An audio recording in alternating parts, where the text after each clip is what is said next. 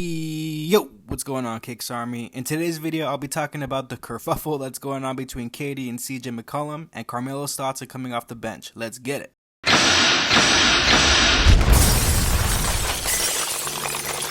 As always, you can grab this stencil along with others over at my website, KicksArt.com. And on the website, you can click on the contact tab to request a stencil that's not currently on the site. I'm telling you guys, ideally I want every sneaker you can think of to have a stencil on my site, so go ahead and send me your requests. Now, CJ McCollum has his pull-up podcast, which I highly recommend, by the way, for you guys to go check out whenever you get a chance. He recently did an episode with Kevin Durant. In that episode, they go over a ton of topics, but one of the more interesting things they talked about was the signing of DeMarcus Cousins. Both guys play for teams in the Western Conference, and CJ pretty much told KD that he wasn't fond of the move that DeMarcus made, saying that, quote, he was more mad about this than when KD originally went to Golden State. And the conversation was pretty lighthearted and fun, but real at the same time. CJ knows that as a competitor, to see a team that's already won a championship and 73 games the following season to get the second best player in the league to join their team makes his job much more difficult as an opponent. Like, as if dealing with the Warriors 3 years ago wasn't hard enough, they added KD and that definitely put them over the top. And now for them to go to sign DeMarcus Cousins, it really just seems unfair in his eyes as a competitor. Now, I don't think for 1 second he's gonna lay down and not try. Of course he's gonna give it his all, but as an opponent, he's not happy that an already stacked team keeps adding strong pieces to the deck.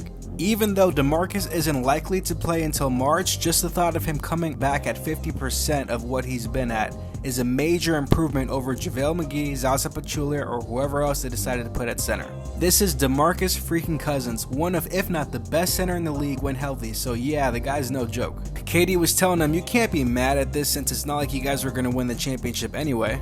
Shots fired, of course, but all in good fun. And CJ had brought up something interesting that I didn't know. He mentioned how there was a decent possibility of DeMarcus coming to Portland since him and Nurkic have the same agent, and that the Blazers had the cap space to offer Cousins 12 to 15 million as opposed to the Warriors' offer of 5 million. So needless to say, he felt pretty tight about the whole thing. Then on Twitter, a fan sent CJ a clip of that interview along with saying, permission to start using the B word again for KD, and by B word we're not talking about the word blotch. CJ then responded by saying, I still think the B word is harsh and shouldn't be used. He know that decision was soft, but I respect it.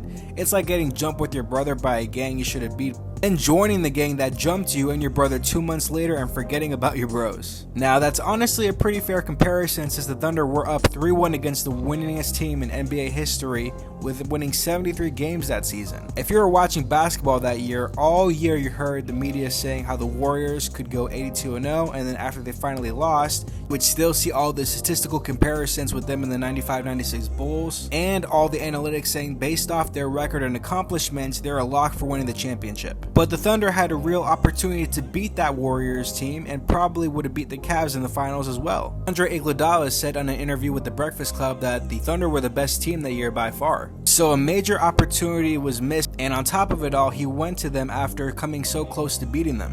So yeah, CJ's tweet was kind of on point. KD of course responded by tweeting, so I would get into a gang fight, lose, plot on my brother for 2 months in our home, then go get the gang we lost to and beat him up? You think that low of me, CJ? I just did your effing podcast. Snakes in the grass, boy, I tell you. Which is just comical, honestly. I don't think KD has any merit to call someone else a snake, but what do I know? I'm just a guy who likes to draw shoes in his room for fun. If there's one thing I know is that if someone says something about you that's not true, you'll brush it off assuming that you're like a level-headed person.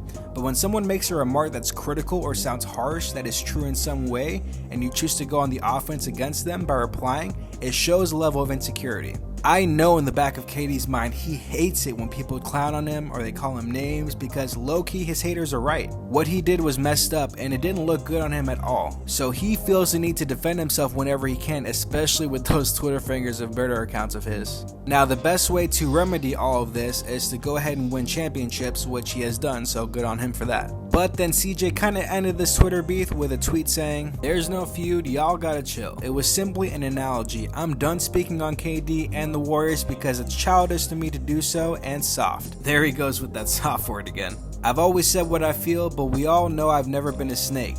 Back to the grind. Man, I love NBA Twitter beef. It makes the offseason so interesting, but hopefully this is anything too serious and they're cool because I enjoyed the podcast with both of them talking about life, basketball, and everything in between. Now, Carmelo was asked by ESPN's Jamel Hill on his thoughts of coming off the bench, to which he said, "I know how to play basketball, I'm not going to do that." Like, seriously, Carmelo? I just went over this in yesterday's video. Did you not watch my video, man? Come on. It's not about you, it's about the team. When you're in a partnership of some kind, you have to think about the other person. You cannot just think about yourself. When you're signed to a team, you have to think about what the coaches have planned for you and how they can best fit you to maximize the potential of the team. So to outright say coming off the bench for you is not an option is really not a good look for you unless you want to play for a scrub team like my Orlando Magic. Which, between you and me, Melo, if you want to come and join the Magic, I really wouldn't be too mad. We could kind of use a score. We could kind of use something. We have Mo Bamba, which is pretty interesting, but he hasn't played a minute yet. So yeah, if you want to come to the Magic, that'd be great. But that's going to do it for today's video. If you enjoyed it, leave a like. If you're new to the channel, hit that subscribe button and that bell for post notifications. Don't forget to check out KicksArt.com for all your sneaker stencil needs, and I will see you guys tomorrow. Peace!